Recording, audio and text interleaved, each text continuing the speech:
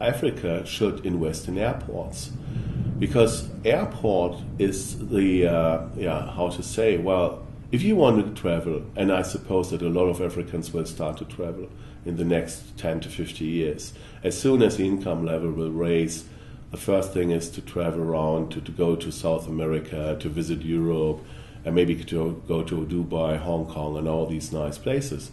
And this can only be done by airports, by planes.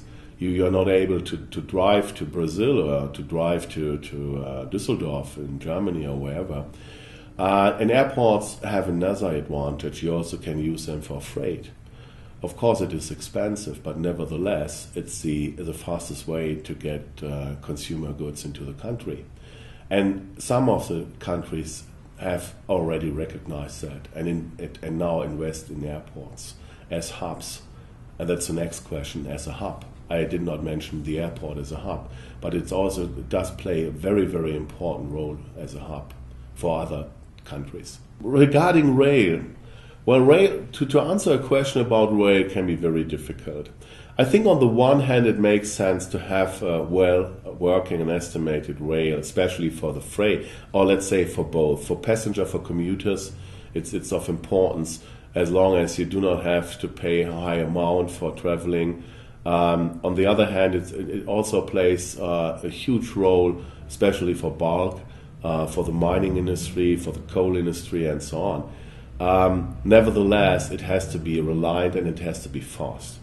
And especially to be reliant is a question for a lot of countries in Africa, and some still have rail lines coming from the colonies.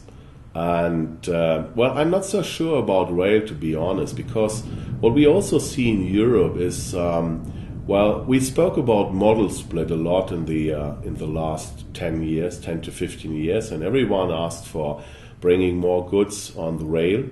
Due to the fact that also the traffic on the roads has been increased dramatically, so we thought about bringing trucks to the rail.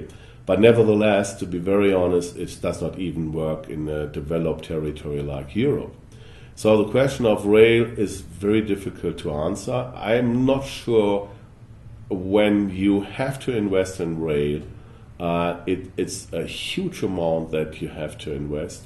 I know that South Africa is doing very well on that, not only on high-speed rail, but also on the freight side.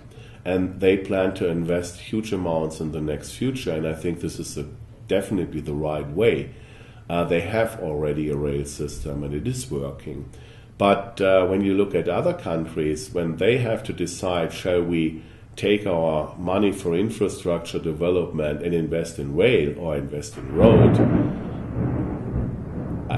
I think it has to be individually decided. And the question is also, who will finance it? It can't be financed by government. It has to be financed also by private parties, and therefore the decision has to be taken between government and the private parties.